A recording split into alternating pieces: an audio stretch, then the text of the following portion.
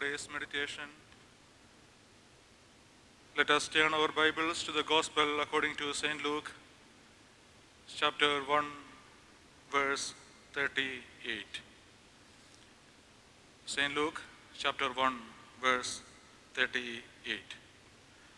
I am the Lord's servant, Mary answered.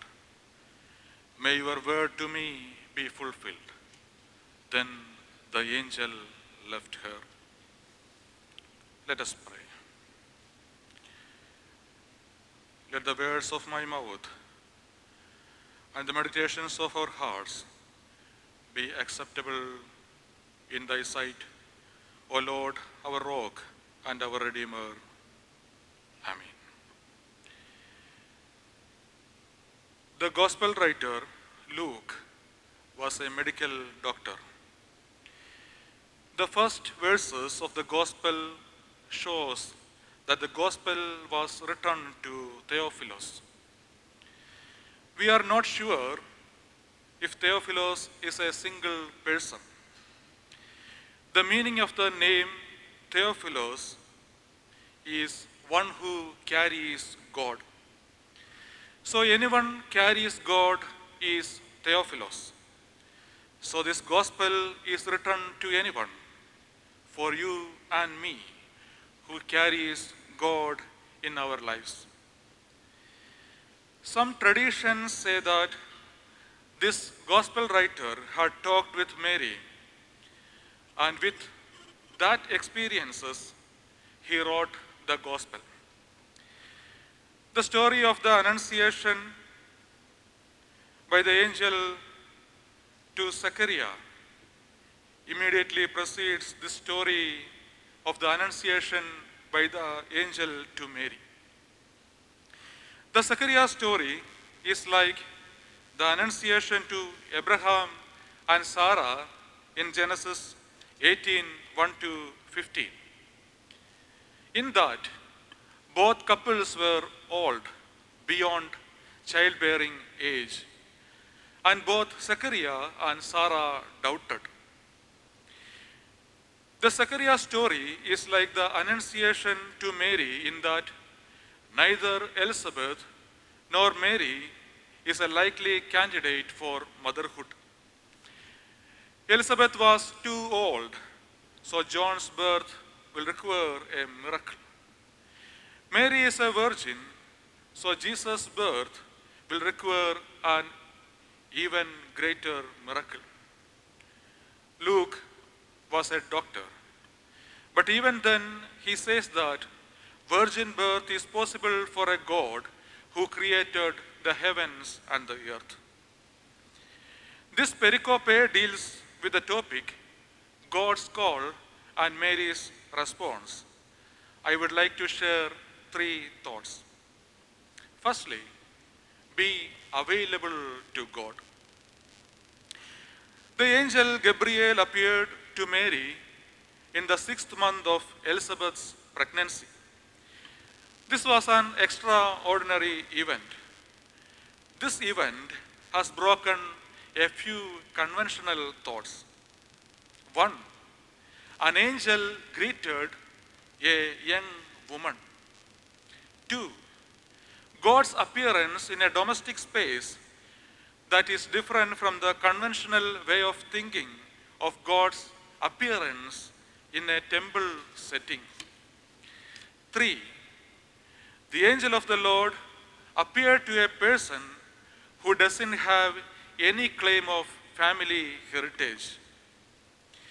When Gabriel appeared before Zechariah and promised about the birth of a child, he doubted. When Sarah received the promise, she laughed. Here, a young girl says an yes to the plan of God, and this yes resulted in the salvation of all humankind. God did extraordinary things in the lives of ordinary people who were available to God. The disciples of Christ were ordinary men, but they became extraordinary when they were available to God. God used them to turn the world upside down. Our availability is more important than our ability. Are we ready to be available for Christ? Secondly, believe in God's providence and grace. Believe in God's providence and grace. The angel greeted Mary. He told Mary that she was highly favored. God's grace is upon her. Nothing is said of Mary's faith or character, nothing that helps us to understand why God chose her. But as we have seen with Abraham, Isaac, and especially with Jacob and David, God chooses whom God chooses. God told Moses, I will have mercy on whom I have mercy, and I will have compassion on whom I have compassion. Exodus 33:19. Mary is not chosen because she deserves favor, but is favored because she has been chosen. The angel proclaimed mainly four things. 1, you are highly favored. 2, the Lord is with you. 3, you will conceive and give birth to a son. 4, nothing is impossible with God. We see a different understanding of grace here. When angel says you are highly favored, it doesn't mean that everything will be easy in her life.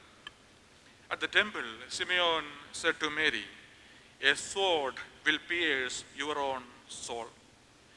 God's grace is experiencing the presence of God in the troubles and difficulties of our lives.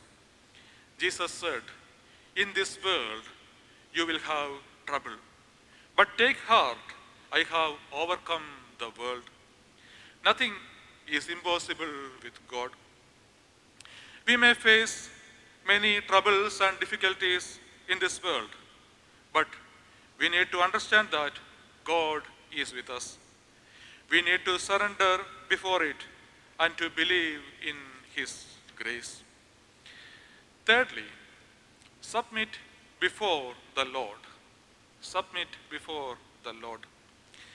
Mary replied to Gabriel, I am the Lord's servant.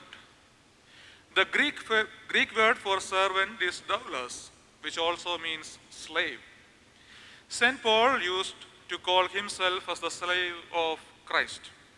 He wished to live according to the will of his master.